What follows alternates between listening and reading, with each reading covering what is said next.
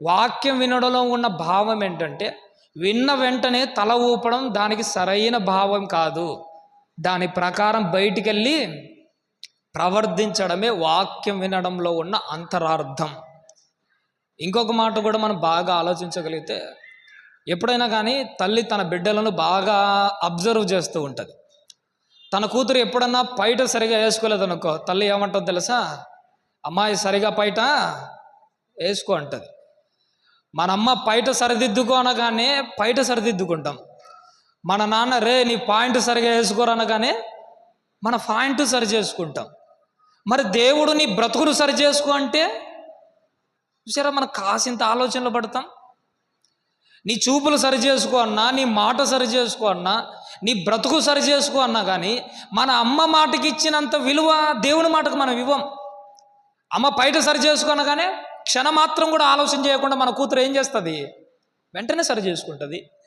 మన నాన్న ఒక మాట అన్నాడో లేదో, రే పాయింట్ సరిగా వేసుకోరా అన్నాడో లేదో, వెంటనే క్రియలలో కనపడుతుంది. మరి దేవుడు అన్న మాట మన జీవితంలో ఎందుకు కనిపించట్లే? నీ చూపులు సరిగా లేవు, నీ మాట సరిగా లేదు, నీ ఆలోచన సరిగా లేదు, నువ్వు ఇలా బ్రతకాలి అలా బ్రతకాలని దేవుడు చెప్పగానే మనం ఎందుకు రియాక్ట్ కాలేకపోతున్నాము? కాబట్టి ప్రేమ దేవుని వారిలో ఒకటి జ్ఞాపకం పెట్టుకోవాలి. దేవుడు చెప్పిన ప్రతి మాటను తల ఊపడంతోనే ఆపేయక మన క్రియల్లో చూపించే విధంగా ఉండాలి. అప్పుడే నువ్వు వాక్యం విన్నట్టు లెక్క. అప్పుడే నువ్వు వాక్యాన్ని విని దాని ప్రకారం బ్రతుకుతున్నావని దేవుని ఎదుట ప్రవర్తిస్తున్నట్టు లెక్క.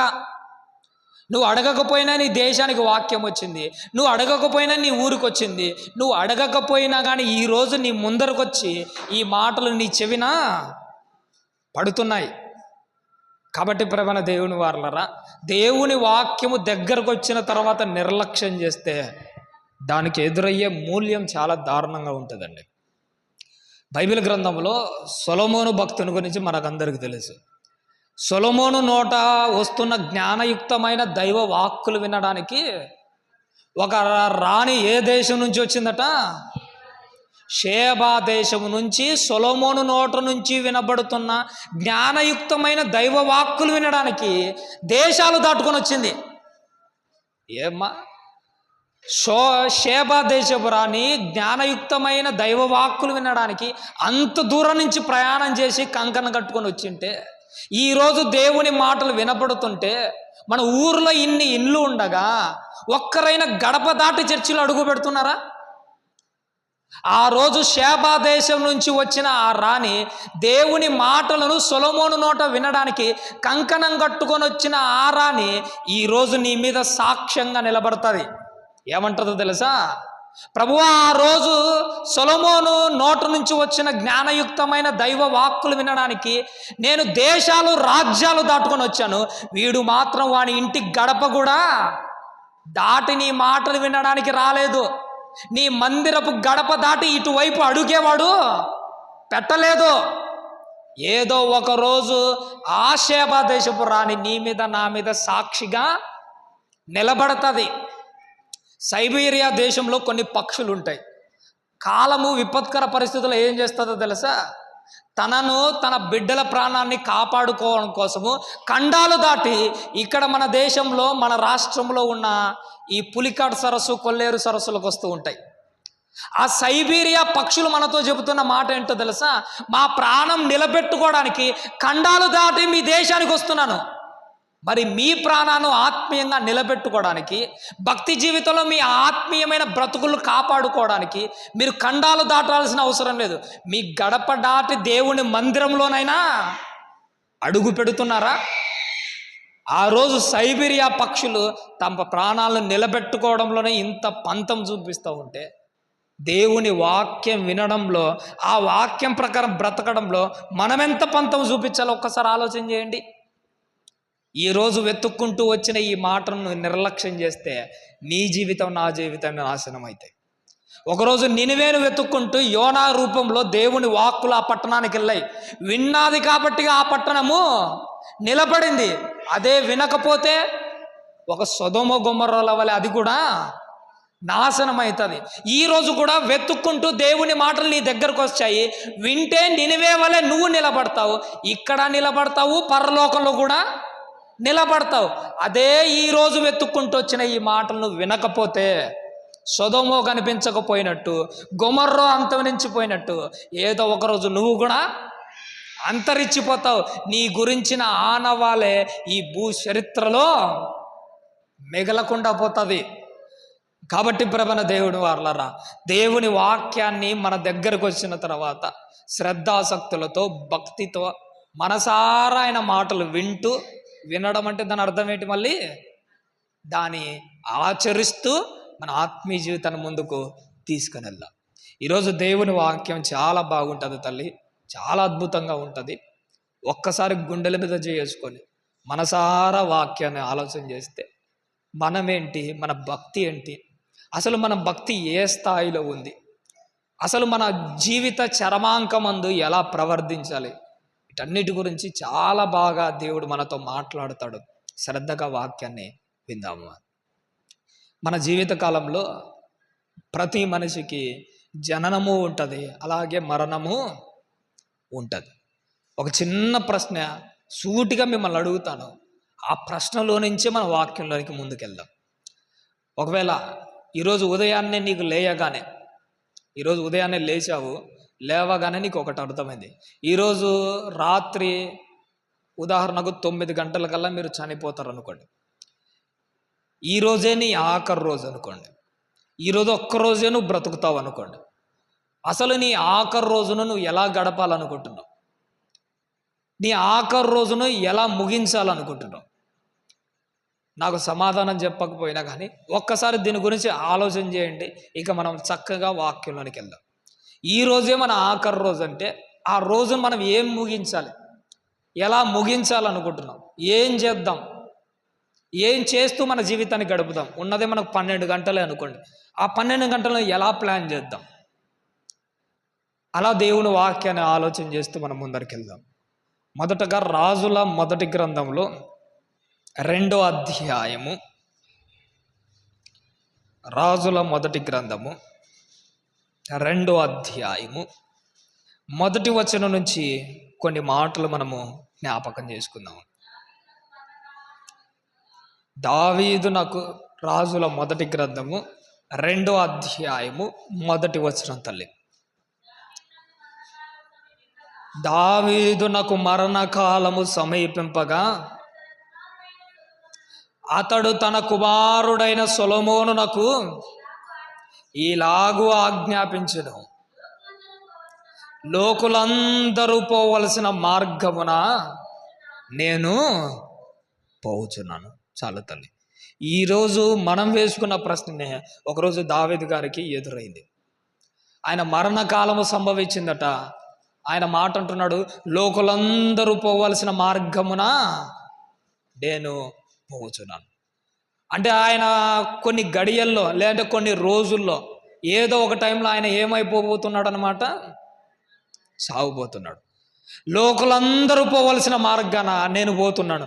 ఆ రోజు లోకులందరూ పోయే మార్గాన దావీదు పోయాడు. ఏదో ఒకరోజు నువ్వు కూడా గుర్తుపెట్టుకో, లోకులందరూ పోవలసిన ఆ మరణ ద్వారమున నువ్వు కూడా పోవాల్సిందే. ఈరోజు నీకు ఆ ద్వారం కనిపించకపోవచ్చు, ఈరోజు నాకు ఆ ద్వారం కనిపించకపోవచ్చు, కానీ ఏదో ఒకరోజు ఏదో ఒక క్షణంలో ఆ మరణం అనే ద్వారం వచ్చి మన కళ్ళ ముందరకు వచ్చి నిలబడుతుంది. ఆ రోజు దావీదు గారు అన్నట్టే, లోకులందరూ పోవలసిన మార్గాన నేను కూడా వెళ్ళిపోతున్నాను. ఇప్పుడు ఒక మాట చెప్తా, నీ జీవితాంతం గుర్తుపెట్టుకో. లోకులందరూ పోవలసిన మార్గాన ఎవరైనా పోతారు. నువ్వు పోతావు, నేను పోతాను, దావీదు పోతారు, చివరకు యేసుక్రీస్తు వారు కూడా ఆ దారి గుండా పోయాడు. లోకులందరూ పోవలసిన మార్గం గురించి కాదు నువ్వు ఆలోచన చేయాల్సింది, పరిశుద్ధులు మాత్రమే పోయే మార్గం కూడా ఒకటి ఉంది. చావు తర్వాత నీకు 2 దారులు ఓపెన్ అవుతాయి. పరిశుద్ధులు మాత్రమే పోయే ఆ పరదేశం అనే ద్వారం గుండా పోయేట్టుగా నీ బ్రతుకు ఉందా లేదా, దీని గురించే నువ్వు ఆలోచన చేయాలి. దావీదు గారు ఈరోజు నీతో నాతో మాట్లాడుతున్నాడు, నాయనా ప్రతి ఒక్కరికి లోకులందరూ పోయే మార్గాన నువ్వు నేను పోవాలి. నీ ఆఖరి రోజు వస్తుంది ఒకరోజు, నీ ఆఖరి రోజు నువ్వు ఎలా గడపాలనుకుంటున్నావు? దావీదు గారు ఎలా గడుపుతున్నాడు, నువ్వు ఎలా గడపాలనుకుంటున్నావు? మొట్టమొదట ఒక మాట చెప్పబట్టరండి, సిలువలో దొంగను చూసిన ప్రతిసారి నాకు అనిపించింది, తన ఆఖరి రోజును, తన ఆఖరి గడియల్లో అతను చేసిన గొప్ప కార్యం ఏంటమ్మా? తన ఆఖరి గడియల్లో తన దొంగతనం అంతా బాగా చేశాడు కదా, అది వెరీ గుడ్ తల్లి. తన బ్రతుకు కాలంలో ఆయన చేసిన గొప్ప పని ఏంటో తెలుసా? బ్రతుకు కాలంలో చాలా సంపాదించాడు అనుకోండి, దొంగతనం చేశాడు, బాగా సంపాదించాడు. తన పిల్లలు కానీ, తన బంధువులు కానీ, తన రక్త సంబంధికులు అందరినీ పిలిచి రే అని, మన వాళ్ళ ఎప్పటికైనా ఇదే జరుగుతుంటుంది. నువ్వు చాలా సంపాదించావు, ఇప్పుడు నువ్వు అడేవాడు పరిగెత్తుకుంటూ వచ్చాడు, నేను చచ్చిపోయేట్టుగా ఉన్నాడు రా. రే చిన్నోడా, నాన్న ఇక్కడున్న చెరువు కింద ఉన్న 5 ఎకరాలు నీకు, అమ్మా 10 తులాల బంగారము నీకు. ఇప్పుడు మనం ఏం చేయాలనుకుంటాము? ఆస్తులు పంచాలనుకుంటాం. ఓపెన్గా ఒక మాట చెప్పుకుంటారండి, నువ్వు పంచకపోయినా కానీ, నువ్వు చచ్చిపోగానే నీ శవాన్ని పక్కన పెట్టి అలా చేసే మొట్టమొదటి పని ఏంటో తెలుసా? అదే పనే చేస్తారు. నువ్వు చేయాల్సింది ఇది కాదు, ఆస్తుల పంపకాల గురించి కాదు. రే నేను చచ్చిపోతున్నాను రా, నేను ఈ లోకాన్ని విడిచిపెట్టి వెళ్ళిపోతున్నాను రా. మీ బ్రతుకు కాలంలో మీరు ఎలా బ్రతకాలో ఇప్పటికైనా తెలుసుకోండి. మీ బ్రతుకంతా నేను చూస్తూనే వచ్చాను, ఇలానే బ్రతుకుతే మీరు చచ్చే నరకానికి పోతారు అని. చచ్చిపోయేటప్పుడు వాళ్ళ బ్రతుకును మార్చే 4 మాటలు చెప్పాలి. ఒక దొంగ చూసాడా, తను చనిపోయేటప్పుడు ఆస్తుల పంపకాల గురించి కాదు, మొట్టమొదట ప్రభువా నీ రాజ్యములోనికి వచ్చినప్పుడు నన్ను జ్ఞాపకం చేసుకో. ఒక సుంకర జీవితాన్ని గురించి ఆలోచన చేసినప్పుడు దేవా పాపినైనా నన్ను కరుణించు. నీ బ్రతుకు కాలంలో నీ చరమాంకమందు నువ్వు గుర్తుపెట్టుకోవాల్సిన ఒక విలువైన మాట ఏంటో తెలుసా? నువ్వు చావక ముందు నువ్వు పోగేసుకుంటూ వచ్చిన ఈ పాప రాశులను ఏం చేసుకోవాలి? కడిగేసుకోవాలి. బైబిల్లో యోబు గ్రంథంలో ఒక మాట ఉంటుంది, ఇది ఇలానే పెట్టుకోండి, మళ్ళీ వద్దాము. 31వ అధ్యాయము యోబు గ్రంథము, 31వ అధ్యాయం 34వ వచనాన్ని ఒక్కసారి జ్ఞాపకం చేసుకుందాము తల్లి. మహాసమూహములకు భయపడి ఆ తిరస్కారములకు జడిసియు నేను మౌనముగా నుండి ద్వారము దాటి బయలు వెళ్ళక, ఎక్కడి నుంచి బాగా చూసుకోవాలమ్మా, రొమ్ములో నా పరమునందున్న దేవుని దృష్టి వేషధారిని అవుతుడు. రొమ్ములో నా పాపాన్ని కప్పుకొని ఎడల పరమనందున్న దేవుని దృష్టికి నేను వేషధారిని అవుదు. మనలో నిజంగా ఒప్పుకోగలిగితే ఆ రోజు కాలంలోట వ్యభిచారులు వేషధారణ ముసుగులు వేసుకునే వాళ్ళట. కానీ ఈరోజు ప్రతి క్రైస్తవుడు ఏం చేస్తున్నాడో తెలుసా? రొమ్ములో తన పాపాలు దాచుకొని చేయడమైతే చేస్తున్నాము, ఒప్పుకునే ప్రసక్తే లేదు. రొమ్ములో మన హృదయంలో మన పాపాన్ని దాచుకొని దేవుని దృష్టికి ఎలా కనపడుతున్నామట? వేషధారులు. ఆ రోజు వ్యభిచారులు వేషధార బట్టలు వేసుకున్నట్టు ఈరోజు దేవుని దృష్టికి రొమ్ములో మన పాపాలు దాచుకొని ఆయన దృష్టికి కూడా ఇలాంటి వేషధారణంగానే కనపడుతున్నాం. మనల్ని వేషలనాలనో వేషధారులనాలనో మనకే అర్థం కావట్లే. ఒకానొక టైంలో ఆదాము అవ్వలు ఏదైనా తోటలో తప్పు చేశారు. తప్పు చేసిన తర్వాత వాళ్ళు చేసిన పెద్ద పొరపాటు ఏంటో తెలుసా? తప్పు ఏంటో తెలుసా? దేవుడు వాళ్ళతో మాట్లాడడానికి వచ్చినప్పుడు వాళ్ళు తమ ఒళ్ళును కప్పుకోవాలనుకున్నాను ఆకులతో. వాళ్ళు చేసిన ఆ పనులే ఇప్పటికీ మనం చేస్తుంటాం. వాళ్ళు ఒళ్ళు కప్పుకోవాలనుకుంటున్నాడు, మనమేమో మనం చేసిన తప్పును కప్పుకోవాలనుకుంటున్నాం. కప్పుకోవడం కంటే కడిగేసుకోవడం మంచిది కదా. ఇదే మనం చేయట్లే. మనమందరం తప్పులు చేస్తాము. నువ్వు తప్పు చేసే విషయం దేవుడు చూడలేదా? దేవునికి తెలియదా? దేవుడు చూశాడు, దేవునికి తెలుసు. తెలిసిన దాన్ని ఒప్పుకోవడానికి మనకెందుకు ఆపాదా?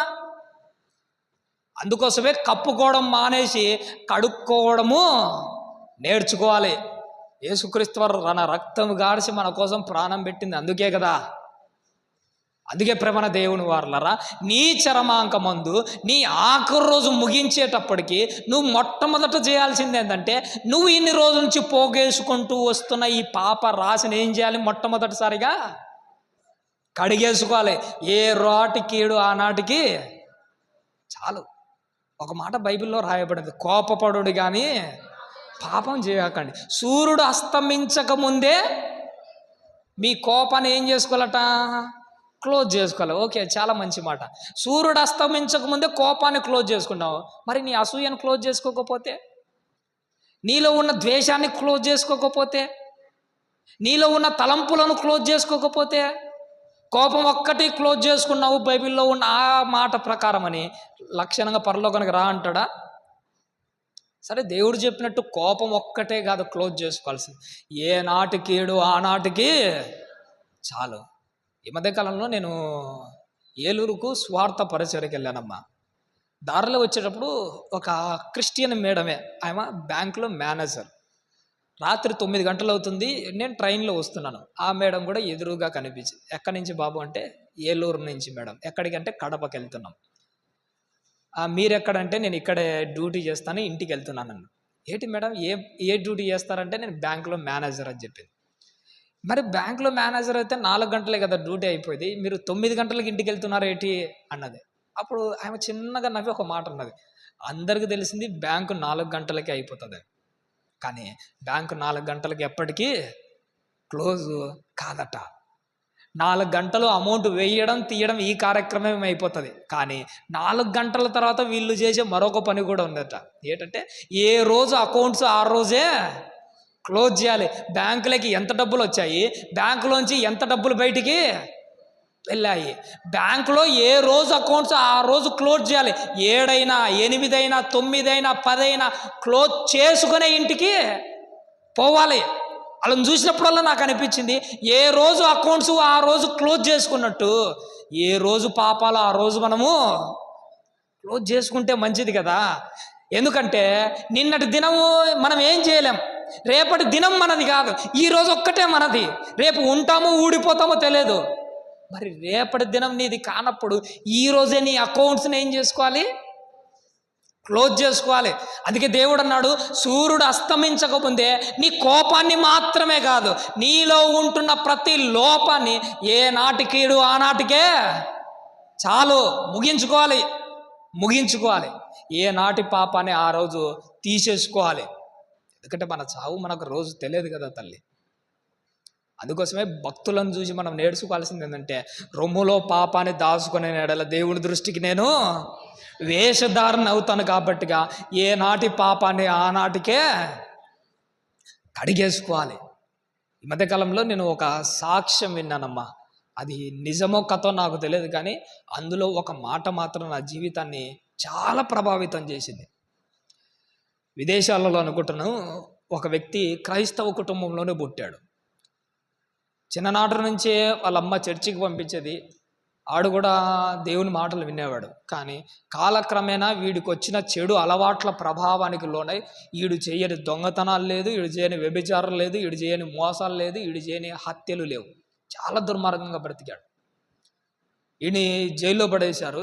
సుమారుగా ఆ జైల్లో 2-3 ఏళ్ళు మగ్గిపోయాడు. ఆడికి తీర్పు వచ్చే టయానికి 2-3 ఏళ్ళు పట్టింది. ఆ జైల్లో మగ్గిపోయాడు 2-3 ఏళ్ళు. జీవితంలో ఏం సాధించాడో నాకు తెలియదు, కానీ ఆ 2-3 ఏళ్లలో వాడు ఏమనుకున్నాడో నాకు తెలియదు. కానీ 3వ సంవత్సరంలో ఆడికి కేసు హీరింగ్కి వచ్చిందట. జడ్జి గారు ఆడి పూర్వపరాలన్నిటి పరిశీలన చేసి వాడు చేసిన పాపాలన్నిటిని, అంటే వాడు చేసిన తప్పులన్నిటిని జ్ఞాపకం చేసుకొని సాక్ష్యాధారాలతో నిరూపించడం వల్ల ఆడికి ఉరిశిక్ష వేశాడు. తల్లి ఆడికి ఉరిశిక్ష వేశాడు. వాడు చేసిన తప్పులు అలాంటివి. 2-3 ఏళ్ళు జైల్లో ఉన్న తర్వాత కూడా మొత్తానికైతే ఫైనల్గా వాడికి ఏం పడింది? ఉరిశిక్ష పడింది. సరే, జైలర్ గారు తీసుకుని వెళ్ళారు. ఆ డేటు సమీపించే కొద్దీ కొన్ని ఉంటాయి, ఏంటంటే కొన్ని పద్ధతులు, రూల్స్ ఉంటాయి. ఆడి కూడా అడిగాడు, రే పలానా రోజు నిన్ను ఉరి తీసి చంపబోతున్నాం, అయితే నీ ఆఖరి కోరిక ఏట్రా అని అడిగాడు. ప్రతి దేశంలో ఇలాంటి ఫెసిలిటీస్ కొన్ని ఉంటాయి.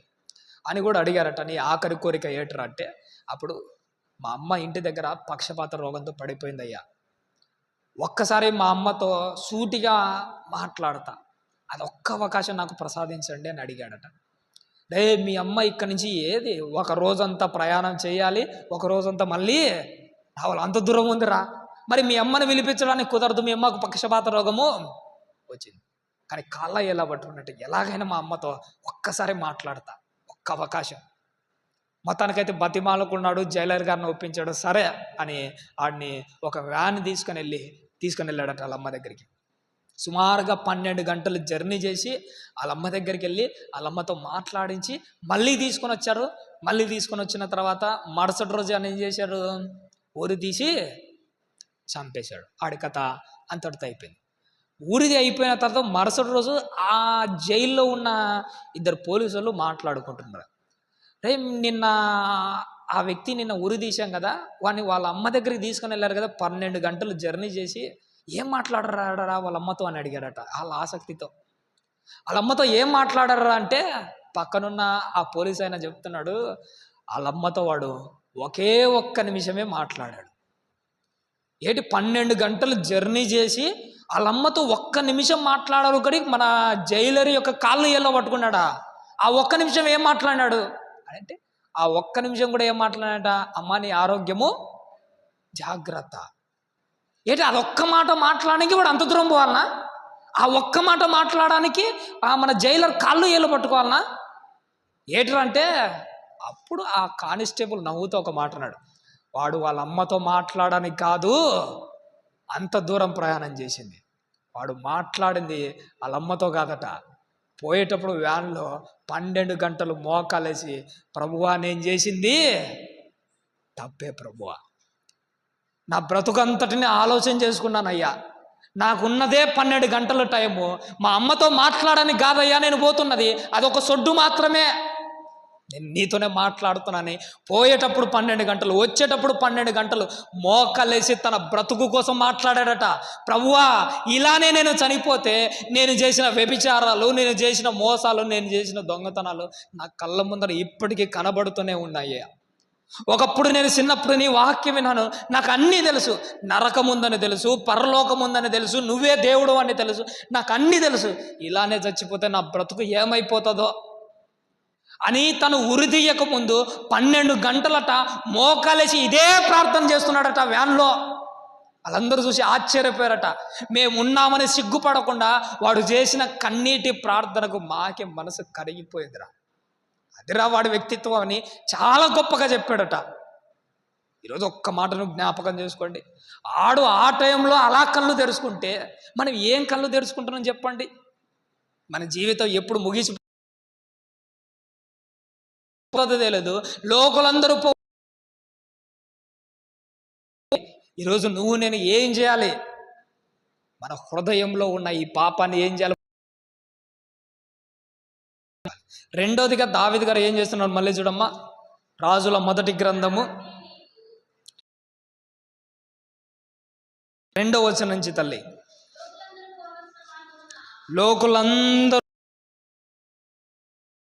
నేను పోవుచున్నాను కాబట్టి నీవు ధైర్యము తెచ్చుకొని నిబ్బరము కలిగి నీ దేవుడైన యెహోవా ఏం చేయాలట తల్లి, దేవుడు నీకు ఏదైతే అప్పగించాడో దాన్ని ఏం చేయాలట, కాపాడుకో. దేవుడు నీకు ఏదైతే అప్పగించాడో దాన్ని కాపాడుకో. ఏం అప్పగించాడు, బాప్తిసం రోజు దేవుడు నీకు ఒక రక్షణను అప్పచెప్పాడు. నువ్వు చావకముందు ఆ రక్షణ నువ్వేం చేయాలి, కాపాడుకో. నీ విశ్వాసాన్ని కాపాడుకో, నీ నీతిని కాపాడుకో, నీ భక్తిని కాపాడుకో. ఎందుకు కాపాడుకుంటున్నాడు తెలుసా, కాపాడుకోలేక వాళ్ళ జీవితాన్ని నాశనం చేసుకునే వాళ్ళు ఎంతమంది లేరు.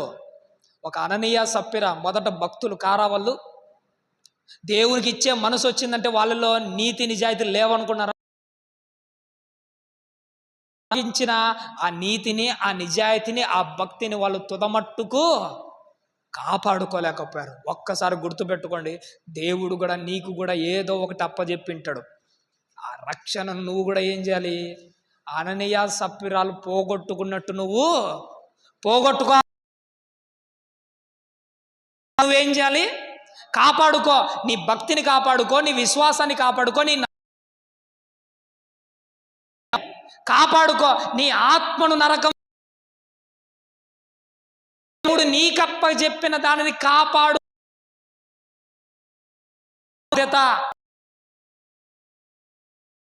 నీకు ఇచ్చిన దానిని మొట్టమొదట నువ్వేం చేయాలట? కాపాడుకో. దేవుడు ఒక మాట అంటాడు, ఇదిగో వెళుతున్నాను. ఏ రోజైతే నువ్వు బాప్తిసం తీసుకున్నావో ఆ రోజు నీకు స్థలము సిద్ధపరచబడి ఉంటుంది. ఒకవేళ నువ్వు పరలోకానికి పోకుండా అవుతే నీ స్థలం ఏమైపోతుంది? బైబిల్లో దేవుడు ఒక ఉపమానాన్ని మనతో మాట్లాడతాడు. దేశాంతరం పోయే ఒక యజమానుడు ఒక్కొక్కరిని పిలిచి, ఒకడికి 1 తలాంతు ఇచ్చాడట, ఒకటి 2 ఇచ్చాడట, ఒకటి 5 ఇచ్చాడట, 2కు 2 ఒకటి సంపాదించాడట, 5కు 5 సంపాదించాడట. ఒకటి ఇచ్చిన వాడు ఏం చేశాడట? భూమిని తీసి లోపల పాతి పెట్టాడట. అయ్యా, నువ్వు ఇచ్చిన తలాంతు నువ్వే తీసుకో. అప్పుడు ఆ యజమాని అంటాడు, సోమరమైన చెడ్డదాసుడు అని వాడికి 2 చివాట్లు వేసి, నువ్వు అనర్హునివిరా, అందుకోసమే వాడి తలాంతు తీసి ఇంకొకడికి అప్పచెప్పాడు. దాన్ని చూసినప్పుడు మీకు ఎవరు గుర్తుకొచ్చాడో లేదో కానీ నాకైతే నేనే గుర్తుకొచ్చాను. ఒకవేళ దేవుని కోసం నేను బ్రతకకపోతే నా తలాంతు తీసి మరొకడికి ఇస్తాడు కదా. నా కోసం సిద్ధపరిచిన ఆ స్థలము ఇంకొకడికి ఎవరికైనా ఇస్తాడు కదా. నా కోసం అయితే దేవుడు స్థలం సిద్ధపరిచాడు, మరి నేను పరలోకంగా పోతే ఆ స్థలం ఎందుకు?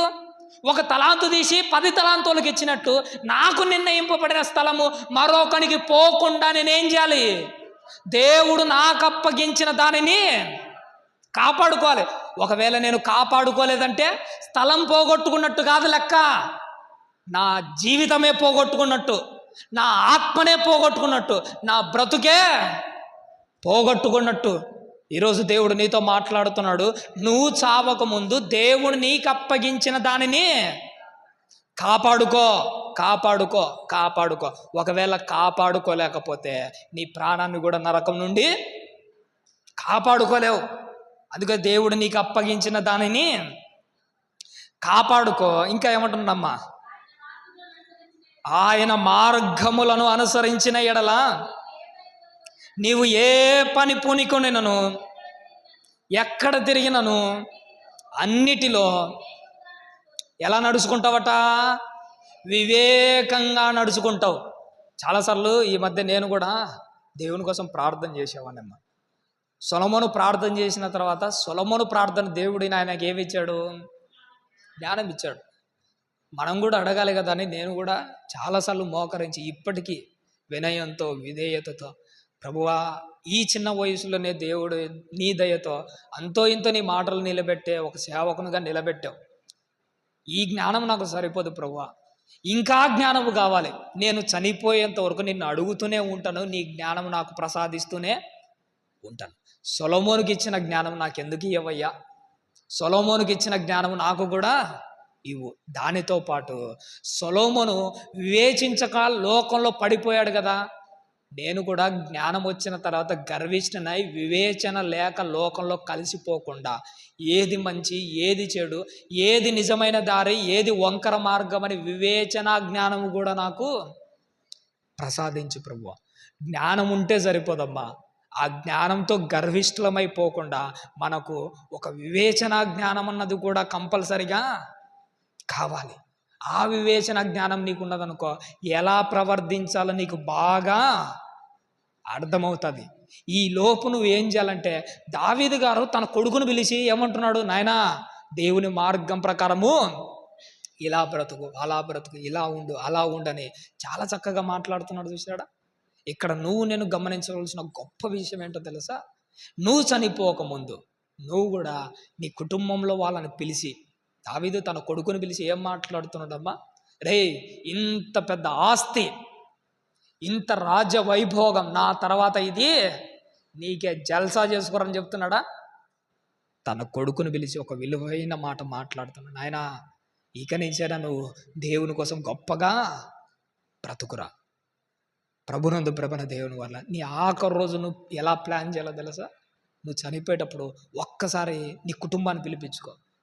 నీ కొడుకును పిలిపి, నీ పిల్లలను పిలిపి, నీ భార్యని, నీ బంధువులను అందరినీ ఒక్కసారి పిలిపించి నువ్వేం మాట్లాడాలో తెలుసా? రే, మీ జీవితాలన్నిటిని నేను చాలా రోజుల నుంచి గమనిస్తున్నాను. నేను దేవుడా అని నేను దేవుని పట్టుకొని ప్రయాణం చేస్తుంటే మీరు లోకాన్ని పట్టుకొని పోతున్నారు. మీ బ్రతుకులు నాకు తెలుసు, మీ జీవితాలు తెలుసు. ఇలానే బ్రతికారంటే ఖచ్చితంగా మీరు చస్తే నరకానికి పోతారు. ఇక నుంచైనా నీ ప్రవర్తన మానుకో, ఇక నుంచైనా దేవుని సన్నిధానానికి లోబడు, ఇక నుంచైనా ఈ దారిలో నడువు. మీ బ్రతుకులు ఇలానే ఉంటే నాశనం అయిపోతారని నువ్వు చచ్చిపోయేటప్పుడు నీ బిడ్డలతో ఏం మాట్లాడాలి? దావీదు ఎలా అయితే సొలొమోను పిలిచి దేవుని మాట్లాడు.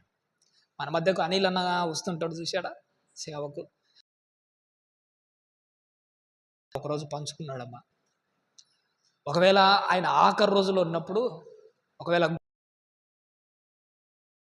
పంచుకొని వెళ్తే ఐసీయూలో డాక్టరు ఇక అనిల్ అన్న 2 గంటల్లో చచ్చిపోతాడని ఎప్పుడన్నా చెప్పాడు అనుకో, అప్పుడు ఆయన వెంటనే నా బంధువులు, నా కుటుంబం, నా సంఘం ఎవరిని నాకు పిలిపించాల్సిన అవసరం లేదు. ఒక్క కెమెరా నా కోసము తీసుకున్నాడు. నేను చచ్చిపోయేటప్పుడు మనసు విప్పి 2 మాటలు మాట్లాడాలి. ఏం మాట్లాడతావు సార్ అంటే అన్నాడు, ఇన్ని రోజుల నుంచి నా జీవిత కాలంలో నా కుటుంబం కోసం పరిగెత్తాను, ఎన్నో చేశాను, ఏవేవో ప్రయాసపడ్డాను, నా జీవితం అయిపోవచ్చు. ఈరోజు నేను చావబోతున్నాను. ఏదో ఒకరోజు మీకు కూడా ఇలాంటి గతి వస్తుంది. నా ఆఖరి శ్వాస ఎలా పోతుందో ఇప్పుడే చూడండి మీరు. మీ చివరి శ్వాస కూడా ఇలానే ఉంటుంది. మీ కథ కూడా ఇలానే బ్రతుకులు ఎలా ఉన్నాయో పరిశీలన చేసుకోండి అని ఒక్కసారి తన వాళ్ళతో, తన కుటుంబంతో చచ్చిపోయేటప్పుడు అడిపాడు, నేను చనిపోయిన తర్వాత నా తుది శ్వాస పోవడం వీడియో రికార్డ్ చేయాలి, ప్రతి ఒక్కడికి ఇది చూపించాలి, ప్రతి చోట నా సాక్ష్యాన్ని వినిపించాలి. నేను చెప్పిన ఈ మాటల ద్వారా కొంత మారాలి, నా సంఘం మారాలి. ఇంకా ఎవడైతే లోకంలో బతుకుతున్నాడో వాడు చనిపోయేటప్పుడు ఏదో ఒకటి మాట్లాడండి, తప్పేముంది? మంచి మాట మాట్లాడుతున్నాడు తను చనిపోకముందు. ద్వితీయోపదేశ కాండంలో 31వ అధ్యాయాన్ని ఒక్కసారి జ్ఞాపకం చేసుకుందాం తల్లి. ద్వితీయోపదేశ కాండము 31వ అధ్యాయం. నీ తిరుగుబాటును, నీ మూర్ఖత్వమును నేను ఎరుగుదును. నేడు నేను ఇంకా సజీవుడనై మీతో ఉండగానే ఇదిగో మీరు యెహోవా మీద తిరుగుబాటు చేసితిరి, నేను చనిపోయిన తర్వాత మరీ నిశ్చయముగా తిరుగుబాటు చేయదు కదరా.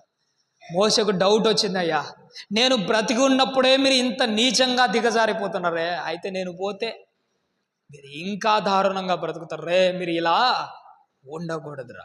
నువ్వు చచ్చిపోయేటప్పుడు నీ పిల్లల్ని పిలిపించి, రే నేను బ్రతికున్నప్పుడే నువ్వు ఏ రోజు సంఘానికి రాలే, నీ కొడుకుని చూశాను, నేను బ్రతికున్నప్పుడే మీరు ఏ రోజు భక్తిగా బ్రతకట్లే, మరే నేను పోయిన తర్వాత మీరు భక్తిగా బ్రతుకుతారని గ్యారెంటీ ఉందా? ఇప్పుడు నుంచైనా మీ బ్రతుకులు మార్చుకోండి అని చెప్పేసి నువ్వు చనిపోకముందు ఖచ్చితంగా నీ బిడ్డలతో మాట్లాడి ఖచ్చితంగా వాళ్ళకు ఒక దారి చూపించాలి, వాళ్ళని ఒక సరైన మార్గంలో నిలబెట్టే పోవాలి ప్రేమన దేవుడు వారు. ఇంకా ఒక మాట చెప్పుకుంటారంటే, నీ పిల్లలనే కాదు, నీ కుటుంబాన్నే కాదు మార్చాల్సింది, చివరకు నిన్ను ఎవడైతే శత్రువు అనుకుంటున్నాడో వాడిని కూడా ఒక్కసారి పిలిపించండి. నువ్వు వాడికి ద్రోహం చేయకపోయినా వాడు ఫీల్ అవుతుంటారు కదా నిన్ను శత్రువుగా. నేను చనిపోయేటప్పుడు రే అని పిలవండిరా అని వాడిని ఒకసారి పిలిపించండి. వాడు రాగానే ఆడితో రే చావబోతున్నాను రా, ఇక నేతో అబద్ధం ఆడేది అంత ఏమి లేదు, నేను నిజంగానే నీ ఎదుట నేను ఏ దోషము చేయలేదురా, నిజంగా చెప్తాను.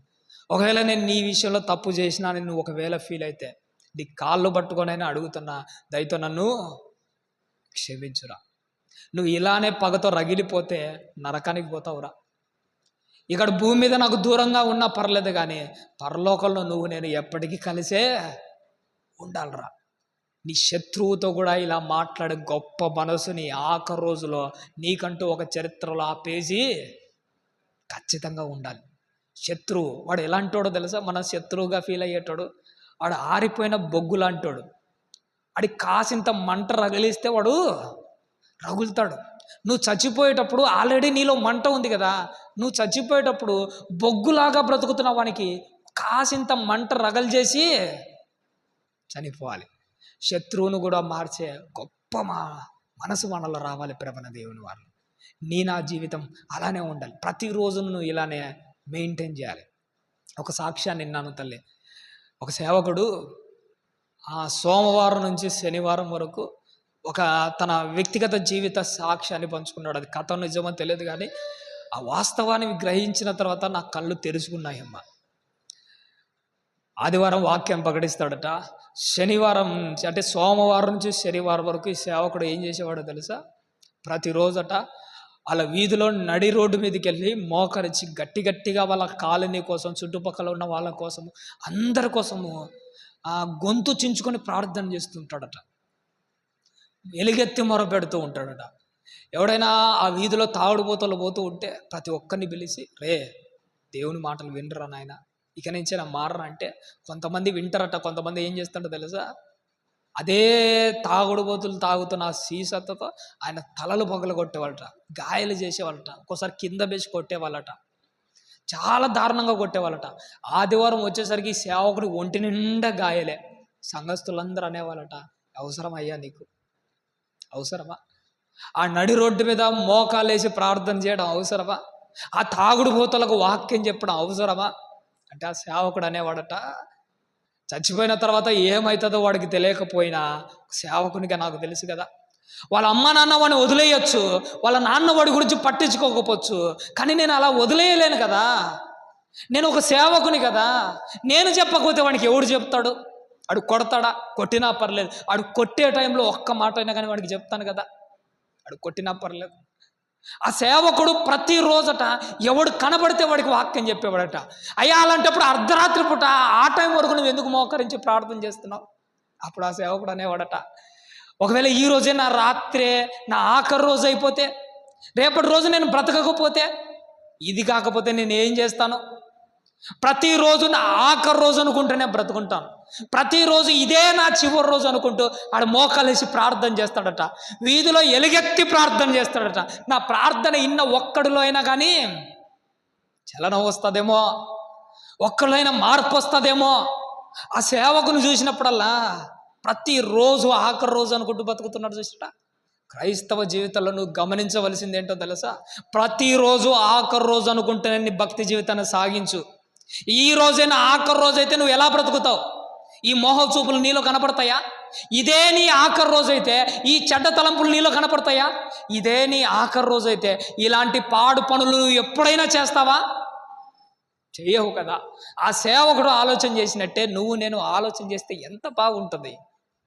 ఒక మాట నీ జీవితాంతం గుర్తుపెట్టుకో, నీ చావు మరొకరికి ప్రారంభం అవ్వాలి, నీ బ్రతుకు మరొకరికి ప్రారంభం అవ్వాలి.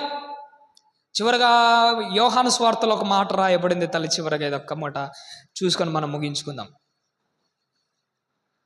క్షమించండి, మత్తయి గారు రాసిన సువార్త 27వ అధ్యాయము.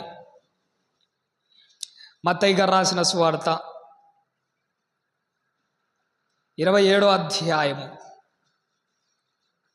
54వ వచనం చూద్దాము తల్లి. చివరగా మత్తయి సువార్త 27వ అధ్యాయం 54వ వచనం. శతాధిపతియు యేసునకు కావలి ఉన్నవారును భూకంపమును జరిగిన కార్యములన్నిటినీ చూసి మిక్కిలి భయపడి నిజముగా ఇతడు దేవుని కుమారుడని చెప్పుకొనిది. చాలు తల్లి.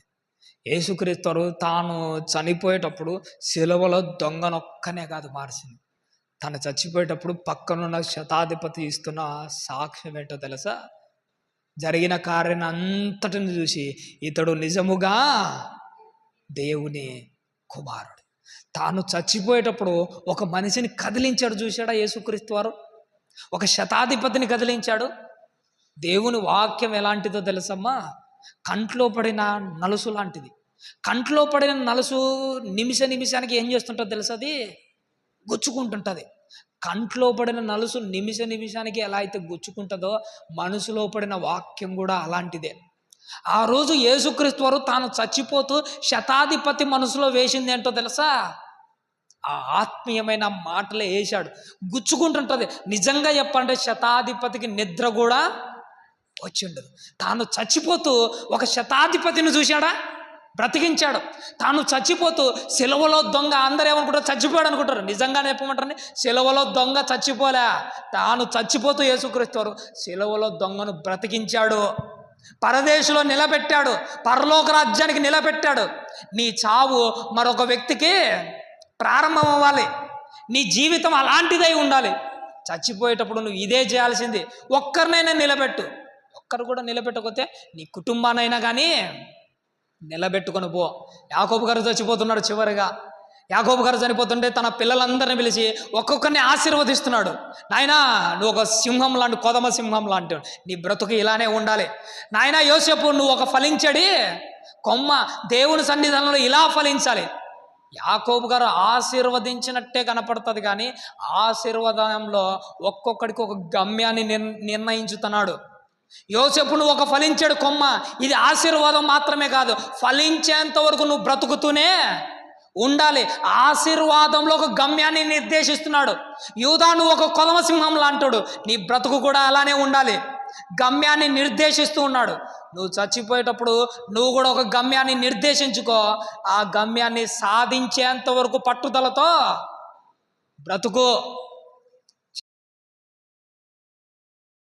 ముగిస్తారమ్మ.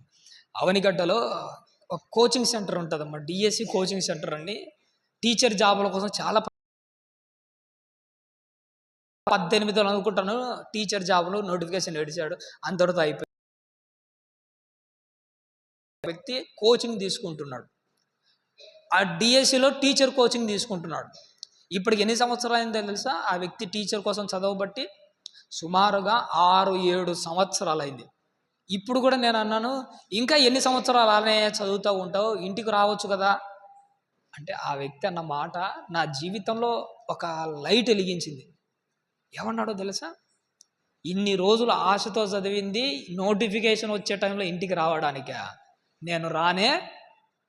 ఎన్నేళ్ళ నుంచి చదువుతున్నాడు? 6 ఏండ్ల నుంచి పట్టు వదలకుండా చదువుతున్నాడు. 60 ఏళ్ళు అన్నం పెట్టే ఉద్యోగం కోసమే ఇంత పట్టుదలతో చదువుతుంటే, పరలోకం సాధించడానికి మనకి ఎన్నేళ్ళ పట్టుదల ఉండాలి? 6 ఏళ్ళ పట్టుదల ఉంటే సరిపోతుందా? పోనీ 7 ఏళ్ళ పట్టుదల? నేనంటాను 70 ఏళ్ళ మట్టుకు నీకేముండాలి? పట్టుదలే ఉండాలి. పట్టుదలతో పోరాడితేనే పరలోకానికి వెళ్తావు. ఒకటి, నువ్వు చచ్చేలోపు నీ కుటుంబాన్ని నిలబెట్టుకో. నువ్వు చచ్చేలోపు నీ ఆత్మను దేవుడు నీకు అప్పగించిన దానిని కాపాడుకో. నీ ఆఖరి రోజును మోకాళ్ళ ప్రార్థన, లేకపోతే కొంతమందికైనా వాక్యం చెప్పాలనుకుంటున్నావా? నా బ్రతికించి చచ్చిపోవాలనుకుంటున్నావా?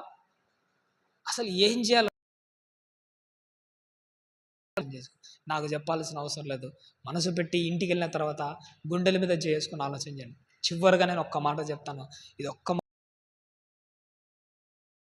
ఈరోజు రాత్రి వాక్యం అంతా అయిపోయింది కదా, ఇంటికి వెళ్ళి మీరు లక్షణంగా భోజనం చేస్తారు, ప్రార్థన చేసుకుంటారు. పడుకున్న తర్వాత వెంటనే నిద్రపోకుండా ఒక్కసారి గుండెల మీద చేసుకోండి. ఒకవేళ రేపైనా ఆఖరి రోజు అయితే నేను ఎలా గడుపుతా? ఆ రోజు ఎలా గడుపుతా? ఏం ప్రార్థనలు చేసుకుంటాను? ఎంతమందికి ఆత్మీయంగా నిలబెట్టడానికి ఎన్ని మాటలు మాట్లాడతాను? ఏ కుటుంబానికి వెళ్ళి ఏ మాటలు చెప్తాను? ఒక్కసారి ఆలోచన చేసుకోండి. మనసు పెట్టి నిజంగా దాని ప్రకారం చేసినావు అనుకోండి, అదొక్కరోజే కాదు, ప్రతిరోజు ఇలా చేసావు అనుకో. అందుకోసమే ప్రతిరోజు మన ఆఖరి రోజు అనుకుంటూ బ్రతుకుతాం. ఎందుకంటే రేపు ఏమైపోతుందో మనకు తెలియదు. నిన్న జరిగిన దాన్ని మనం ఏం చేయలేం. రేపటి దినం మన చేతుల్లో లేదు. ఉన్న ఈ రోజే నీ ఆఖరి రోజు అనుకుంటూ నీ భక్తి జీవితాన్ని సాగించుకో. నేను అలానే సాగించుకుంది. చక్కగా ఉందాము, దేవుళ్ళో ఉందాము, గొప్పగా బ్రతుకుతాం. అలా బ్రతికి దేవుడున్న లోకానికి చేరుకుందాం.